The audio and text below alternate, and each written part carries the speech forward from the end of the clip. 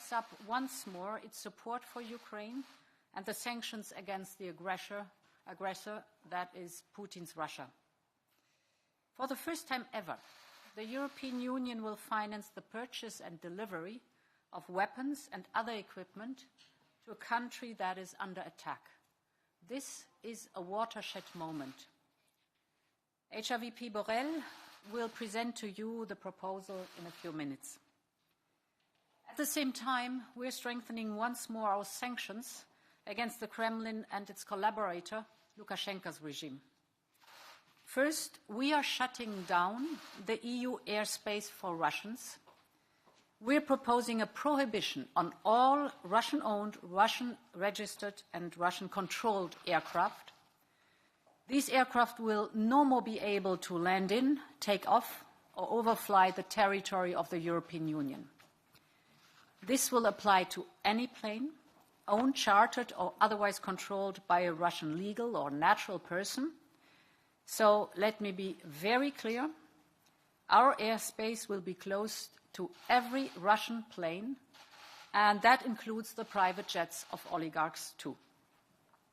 Second, in another unprecedented step, we will ban in the European Union the Kremlin's media machine. The state-owned Russia Today and Sputnik, as well as their subsidiaries, will no longer be able to spread their lies to justify Putin's war and to sow division in our union. So we are developing tools to ban that toxic and harmful disinformation in Europe. And third, we will target the other aggressor of this war, Lukashenko's regime. Lukashenko's regime is complicit in the vicious attack against Ukraine. So we will hit Lukashenko's regime with a new package of sanctions. We will introduce restrictive measures against their most important sectors.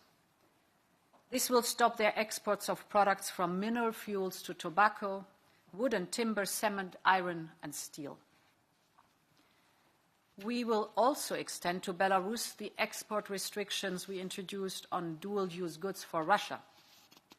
This will also avoid any risk of circumvention of our measures against Russia. And in addition, we will sanction those Belarusians helping the Russian war effort. All these measures come on top of the strong package that I presented to you last night, agreed by our international partners. Under this package, important Russian banks will be excluded from the SWIFT system. We will also ban the transactions of Russia's central bank and freeze all its assets to prevent it from financing Putin's war. And we will target the assets of Russian oligarchs. We continue to coordinate closely with partners around the globe, and we remain in close contact with our Ukrainian friends. President Zelensky's leadership and his bravery and the resilience of the Ukrainian people are outstanding and impressive. They are an inspiration for all of us. We welcome with open arms those Ukrainians who have to flee from Putin's bombs, and I'm proud of the warm welcome that Europeans have given them. We are mobilizing every effort and every euro to support our eastern member states to host and take care of these refugees. We will do this in full solidarity. And with this, I invite HRVP Borell to give his part. Thank you, President. As you have said, we are currently witnessing a fully fledged war directly in our borders. The war is again on the borders of Europe. President Putin is trampling the statehood and identity of a sovereign Ukraine and its people. What we see is blatant violations of international law, and with more and more civilian infrastructure being targeted, international humanitarian law, Putin is bombing, launching missiles, strikes, killing innocent people.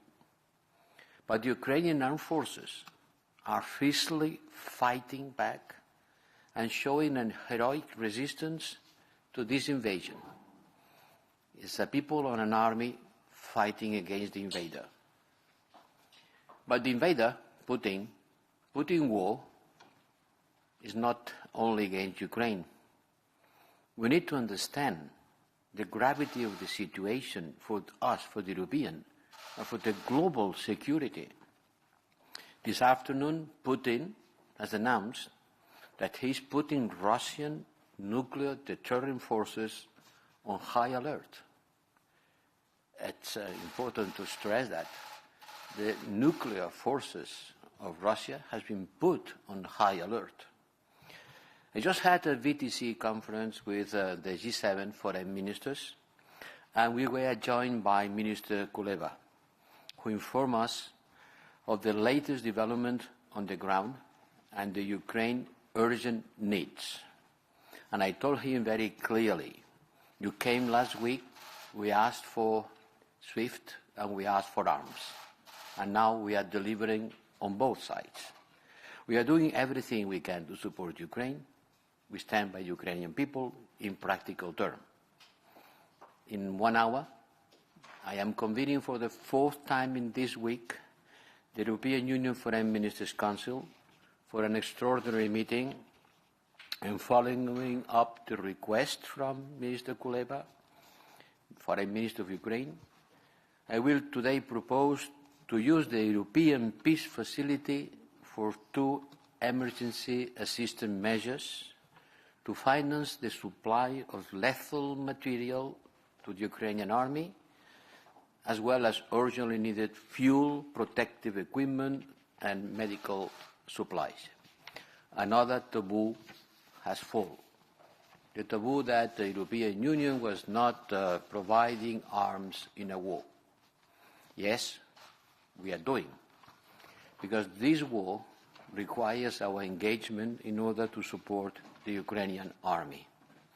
Because we live in unprecedented times, like you did when the pandemic came. We are facing the best on the war, as the biblical times. And this will not finish here. It is the first time in our history that the European Union will provide lethal equipment to a third country, and I have also instructed my team and the European Union military staff to set up a mechanism to coordinate the request of the Ukrainian army so that we can respond in the most effective way, together with the member states, to their needs that Minister Kuleba has explained us today.